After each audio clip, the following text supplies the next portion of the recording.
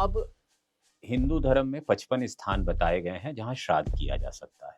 जी, कई बहुत पुण्य स्थान हैं, जैसे बद्रीनाथ जी के पास ब्रह्मा जी, जी, जो वो है, कमल है, और गया के बारे में तो तकरीबन सब लोग जानते जी, ही जी, हैं, लेकिन उसके बाद हरिद्वार है और भी कई स्थान। ऐसी मान्यता है कि जब हम श्राद्ध करने घर से निकलते हैं तो एक-एक कदम स्वर्ग की सीढ़ी जैसा होता है, ऐसी मान्यता है। जी, तो ये जो लोग फँसे हुए हैं जी, और ये जो लोग वहाँ पहुँच गए, जी।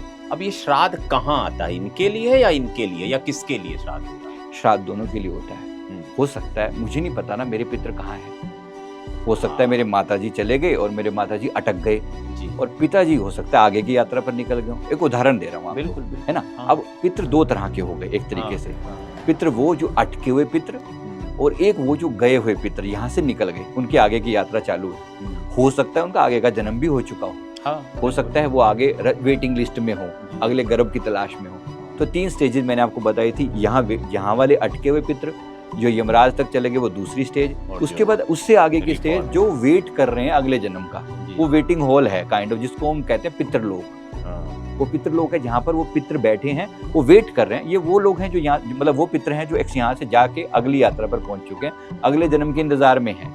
इसको अगला जन्म पितृलोक तो कहा कुछ भी हो सकता है। वो अगला जन्म कुछ भी हो सकता है, लेकिन उसी को पितृलोक कहा जाता है। ठीक है। अब ये पितृलोक में है। हाँ। अब जब भी श्राद्ध पक्ष होता है तो श्राद्ध पक्ष में दोनों के लिए हमारी, समझो कि हमारे गेट खोले जा रहे हैं। हमारे को एक श्राद्ध का मतलब इलिटरल भाषा में क्या है? श्रद्धा।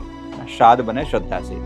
तो श्रद्धा का मतलब मैं कम से कम उनको कुछ तो याद करूं जिनका दिया मैं खा रहा हूं, जिनके कारण मेरा ये शरीर आया, मेरे माता पिता, मेरे दादा दादी, नाना नानी, जिनकी हेरिटेज मैं संभाल रहा हूं, है ना? लोग अपने पितरों का बनाया हुआ, मतलब उनकी जमीनों पर रहते हैं, उनकी दुकानें, उनके बनाए हुए जमीन, धन दौलत, वो सब ले लेते हैं। मान सम्मान भी उनके कारण हमें मिला होता है। तो उन पितरों के प्रति श्रद्धा अर्पण करने के जो दिन है, दैट इज श्राद्ध।